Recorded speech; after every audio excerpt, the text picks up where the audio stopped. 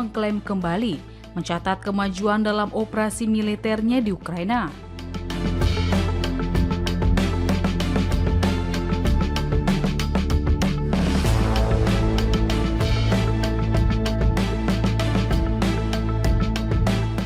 Moskow menyebut berhasil merebut 2 permukiman baru di tenggara Ukraina sekaligus menghancurkan 2 jet tempur MiG-29 milik Kiev melalui serangan ke sebuah pangkalan udara.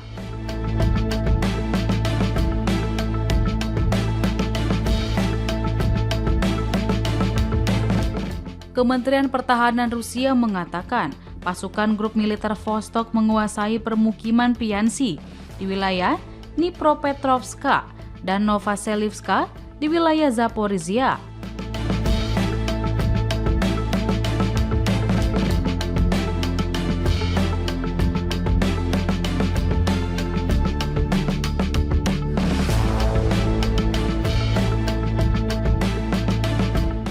Menurut Moskow, keberhasilan itu menjadi bagian dari operasi yang terus dilakukan untuk memperluas wilayah yang berada di bawah kendali Rusia.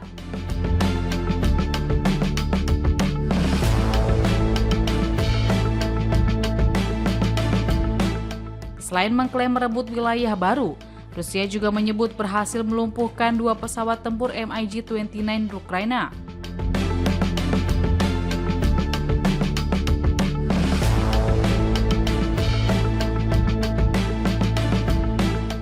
Serangan itu dilaporkan melibatkan pesawat tempur taktis, drone, rudal, dan artileri yang menghantam sebuah pangkalan udara.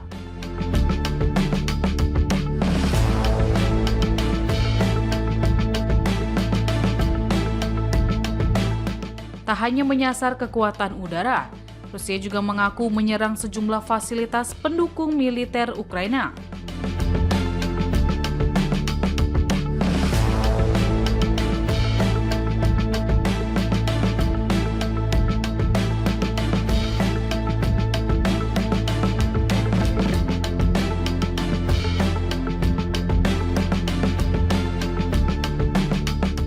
Targetnya meliputi lokasi penyimpanan drone laut, gudang komponen kendaraan nirawak, hingga infrastruktur bahan bakar dan energi yang disebut digunakan untuk menopang operasi militer Kiev.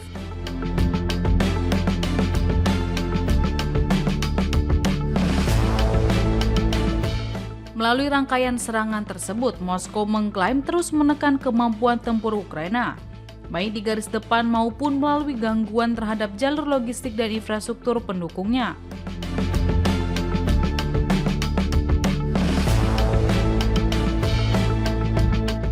Hingga kini, seluruh informasi tersebut masih berdasarkan klaim Kementerian Pertahanan Rusia.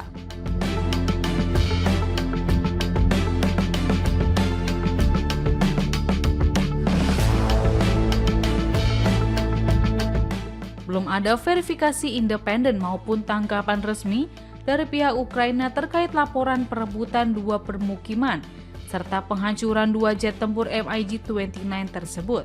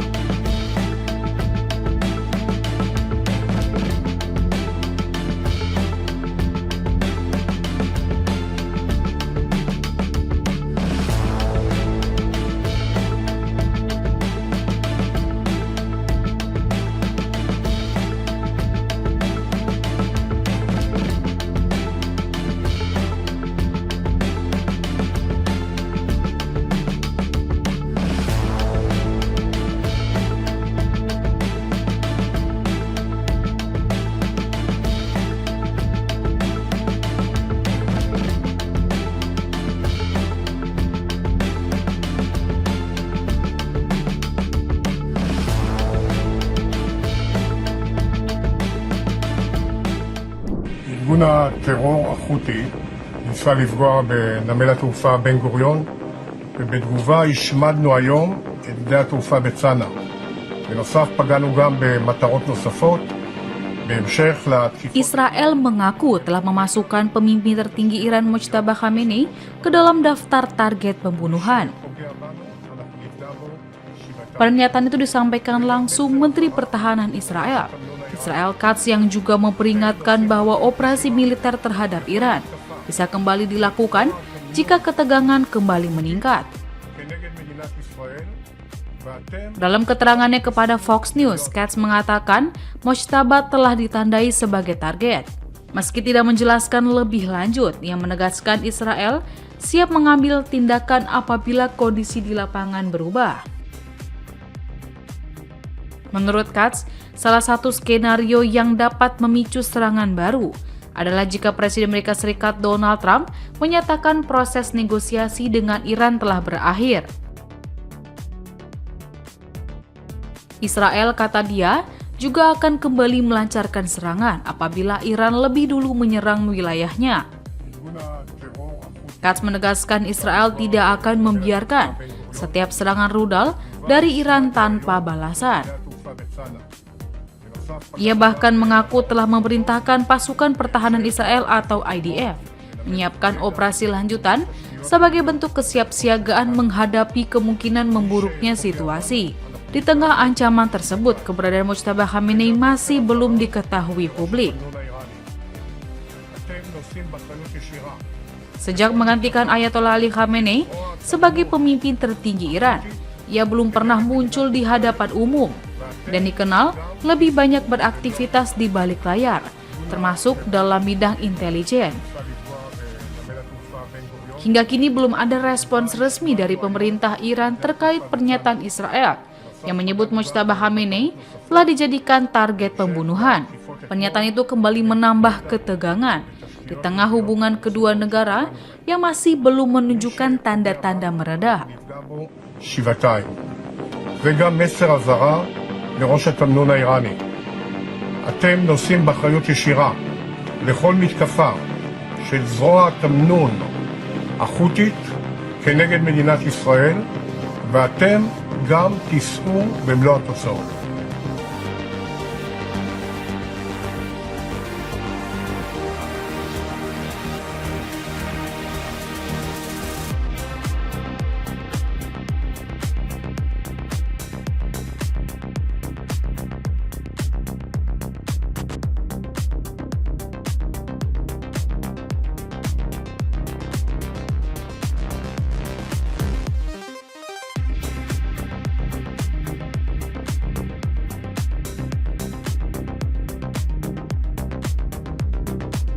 ארגון הטרור החות'י ניסה לפגוע בנמל התעופה בן גוריון, ובתגובה השמדנו היום את שדה התעופה בצנעא.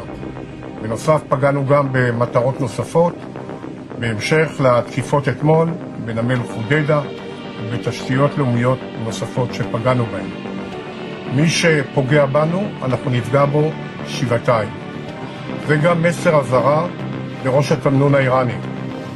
אתם נושאים באחריות ישירה לכל מתקפה של זרוע התמנון החות'ית כנגד מדינת ישראל, ואתם גם תישאו במלוא התוצאות.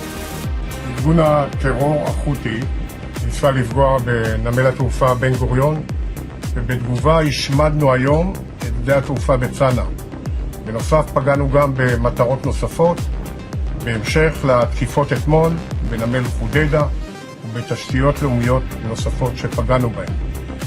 מי שפוגע בנו, אנחנו נפגע בו שבעתיים. זה גם מסר אזהרה לראש התמנון האיראני. אתם נושאים באחריות ישירה לכל מתקפה של זרוע התמנון החות'ית כנגד מדינת ישראל, ואתם גם תישאו.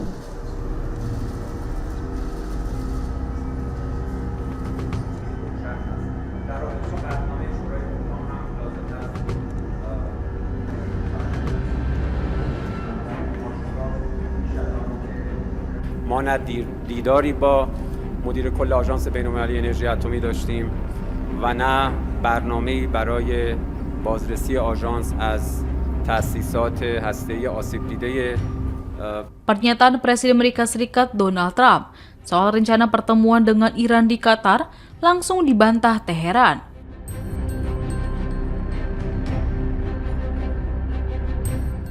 Pemerintah Iran menegaskan tidak ada agenda negosiasi dengan Washington dalam waktu dekat, termasuk saat delegasi teknisnya berkunjung ke Doha.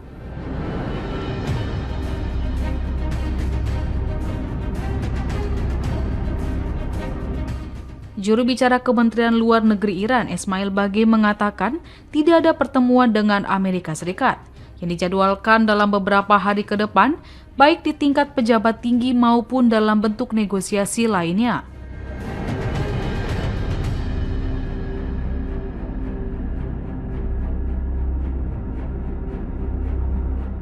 Menurutnya, kunjungan delegasi Iran ke Qatar semata-mata untuk membahas pelaksanaan nota kesepahaman atau MOU yang telah disepakati kedua negara.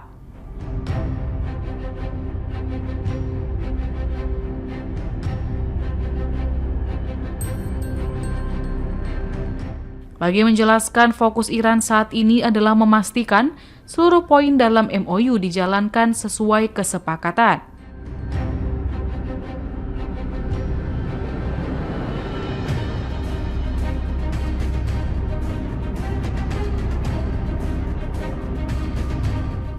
Dia menyebut Amerika Serikat telah menerbitkan izin yang berkaitan dengan penjualan minyak Iran, sementara Teheran terus memantau pelaksanaan komitmen tersebut.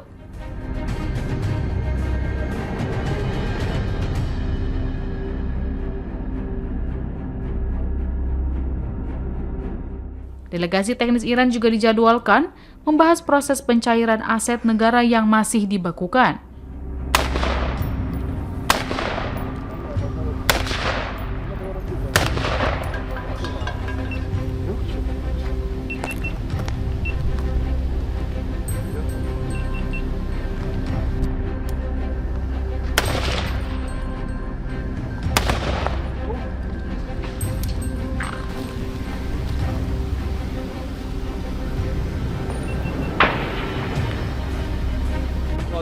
Bagei menegaskan pembahasan itu merupakan tindak lanjut dari isi MOU dan tidak berkaitan dengan perundingan politik maupun kesepakatan baru dengan Amerika Serikat.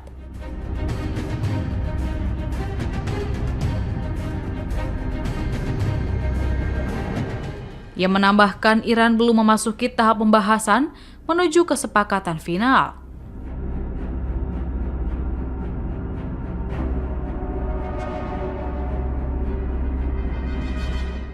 Menurut Teheran, proses itu baru bisa dimulai setelah seluruh kewajiban dalam nota kesepahaman, termasuk pencairan aset Iran, benar-benar direalisasikan.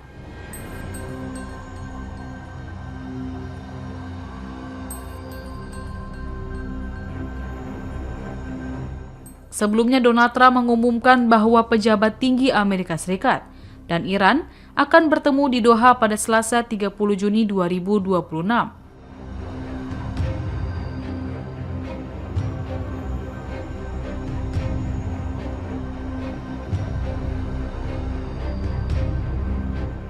Gedung Putih bahkan menyebut utusan khusus Timur Tengah Steve Witkoff dan penasihat Presiden Jared Kushner akan menghadiri agenda tersebut.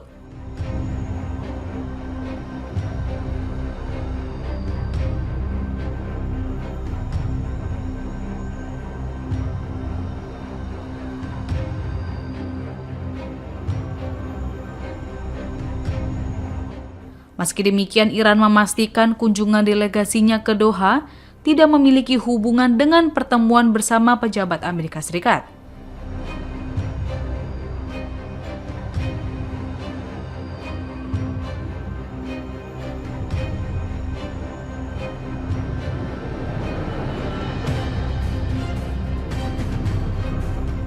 Hingga kini, Teheran tetap membantah adanya agenda negosiasi baru dengan Washington.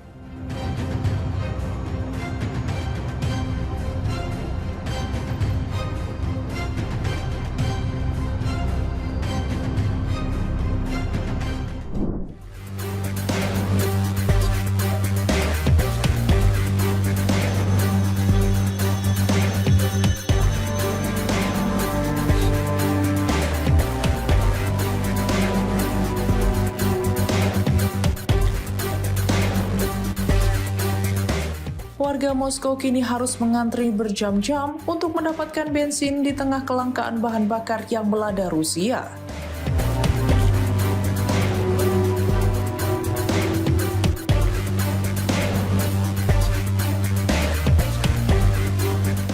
Banyak pengemudi mengaku menghabiskan waktu seharian berkeliling mencari SPBU yang masih memiliki stok. Situasi yang sebelumnya sulit dibayangkan di negara yang merupakan salah satu produsen energi terbesar di dunia.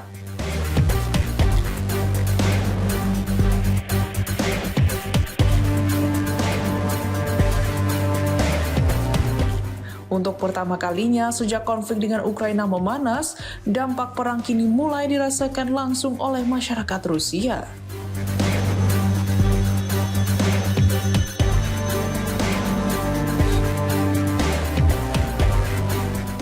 Apa yang selama ini disebut Kremlin sebagai operasi militer khusus tak lagi terasa jauh dari kehidupan sehari-hari.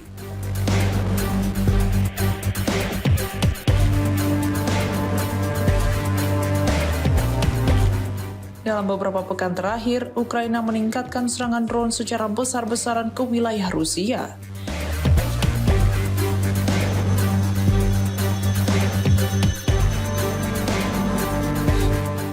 Pada satu malam pekan lalu saja, Moskow mengklaim berhasil mencegat sekitar 660 drone yang menyerang 12 wilayah, menjadikannya salah satu serangan terbesar sejak invasi skala penuh Rusia pada 2022.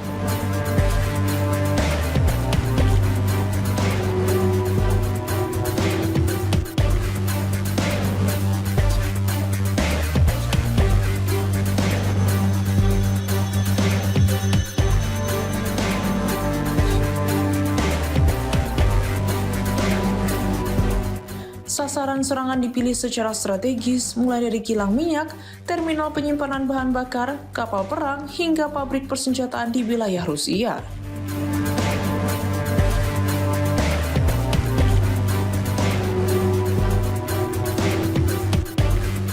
Kampanye ini dinilai bertujuan melemahkan ekonomi perang Rusia dengan meningkatkan tekanan ekonomi sekaligus politik terhadap Kremlin.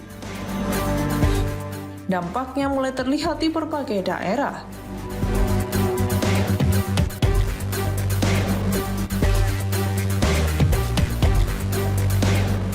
Media independen Rusia melaporkan antrean panjang kendaraan di SPBU akibat terbatasnya pasokan bahan bakar.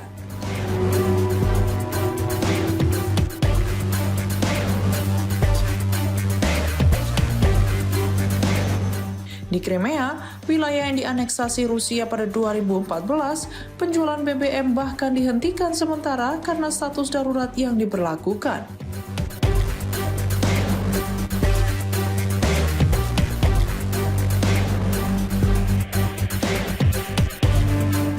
Situasi tersebut memaksa Presiden Vladimir Putin menggelar rapat darurat akhir pekan lalu.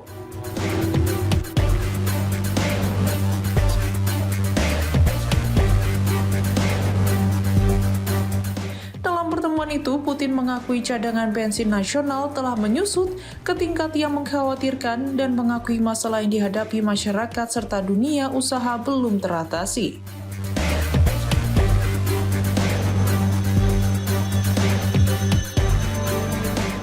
Masalah bagi pengemudi dan pelaku usaha masih terus berlanjut.